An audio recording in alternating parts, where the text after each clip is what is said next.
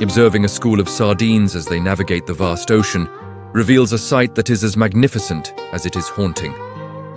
Millions of fish move as a single unified organism, veering left in unison, diving deep together. With a rhythmic precision so perfect, it suggests a giant, singular brain is at the helm. This is often romanticized as the beauty of solidarity or the power of the pack. However, the truth beneath those shimmering scales is far more chilling. The fish at the heart of the school isn't there out of any affection for its kin. It is there because that is the safest blind spot. Predators always pick off those on the fringes, the outliers. Forcing one's way into the center, sheltered by tens of thousands of other tails, is the lowliest yet most effective survival tactic. That absolute synchronization isn't born of discipline. It is born of the primal terror of standing alone. When we step into the human world, into the glass-clad skyscrapers that reflect the harsh sun, this same mechanism operates with identical coldness. Only here, it is draped in crisp suits and polished management jargon. Why do inconsequential meetings drag on from sunrise to sunset? Why does a simple document require 15 preliminary signatures before it ever reaches a decision maker? It is not the result of a rigorous process or necessary caution. It is a sacrificial ritual of collective cowardice. When 10 people nod in agreement on a disastrous decision, no single head rolls. Responsibility, the acid that corrodes a career, suddenly becomes a sweet, easily swallowed syrup when diluted across an entire boardroom. The crowd is the ultimate sanctuary. In the murky shadows of the collective, incompetence becomes invisible. A lazy individual standing alone would be exposed as a parasite, but within a group of 10 people all pretending to be busy, he is suddenly a vital link. He learns to nod to the right rhythm, to laugh at the boss's jokes, and most crucially, to master the word we instead of I. We need to reconsider, or we haven't reached a consensus. These are sentences devoid of a subject and stripped of responsibility, yet they are perfectly safe. They rebrand stagnation as caution and transform risk aversion into strategic thinking. Look closely at massive projects where billions evaporate in the blink of an eye. The more departments, consultants, and appraisal councils involved, the more effectively the possibility of failure is buried. Committees are established not to solve problems, but to ensure there is a broad target for blame when those problems inevitably explode. If a project succeeds, everyone scrambles for a piece of the credit, seeing their own reflection in the triumph.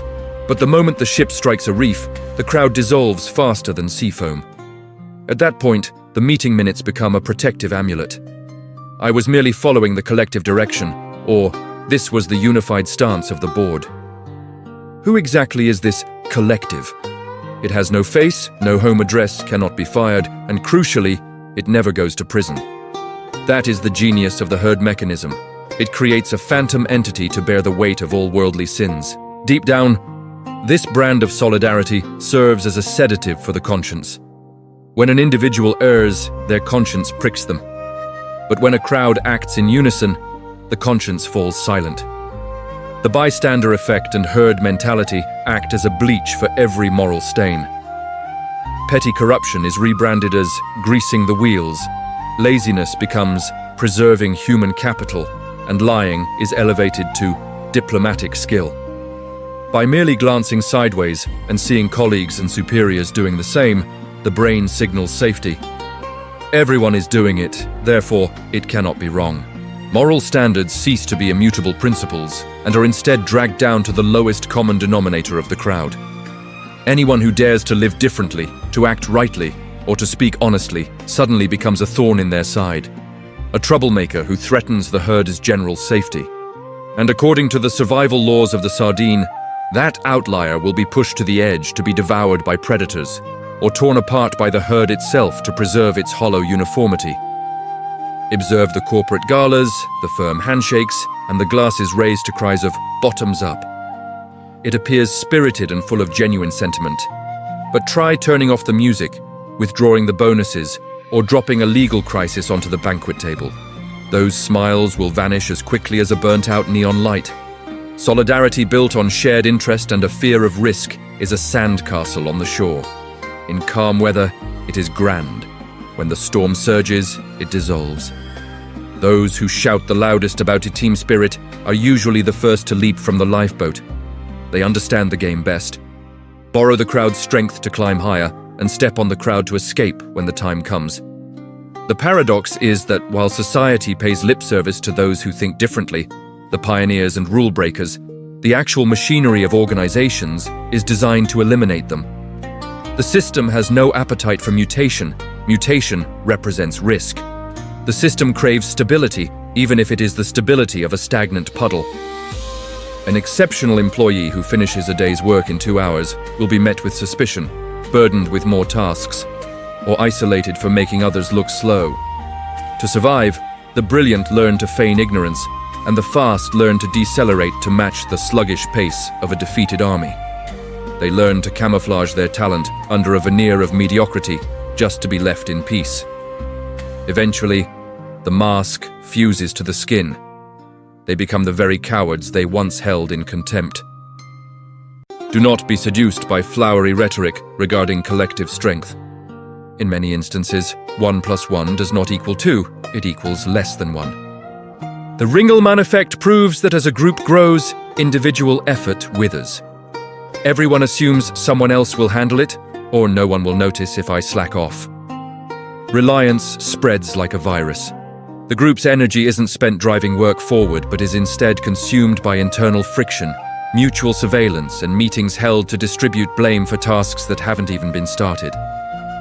A wagon with 10 people pushing, where 9 are merely resting their hands on the wood while looking over their shoulders, will move slower than a single person pushing with everything they have. This world was not built by committees. It was built by individuals who dared to defy the grain. Yet it is operated by fearful crowds.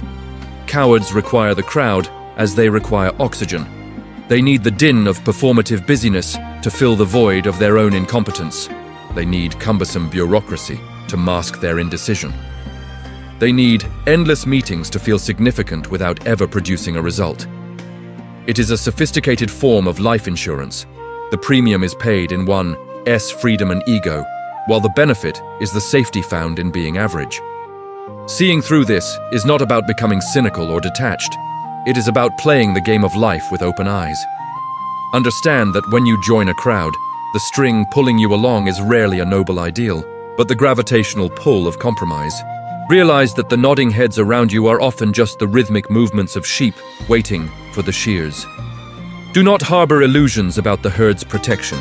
When the blade of reality strikes, the crowd will scatter faster than they assembled, leaving behind the naive who actually believed in oaths of sharing the bitter and the sweet.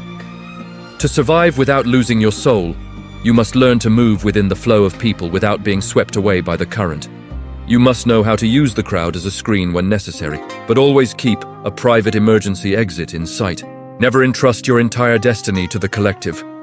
For the collective is a heartless beast, driven only by blind survival instinct. When the well of interest runs dry, solidarity evaporates. The bonds that once seemed unbreakable reveal themselves as nothing more than fragile spider silk, spun over the abyss of greed and fear. Ultimately, the naked truth remains. A crowd does not generate wisdom, it only generates noise. Wisdom and courage are inherently lonely pursuits. But that loneliness is the necessary price of freedom. If you choose the warmth of huddled bodies and the safety of hiding behind someone else's back, you must accept the cost of becoming an anonymous digit, a puppet moved by your own fear and the collective fear surrounding you. In this game, there is no objective right or wrong, only those who see the strings and those who are bound by them. Choosing to be a sardine in a school or a shark swimming alone is a personal choice, but never mistake that cramped proximity for love. It is merely the way the weak tremble together, hoping to outlast the storm.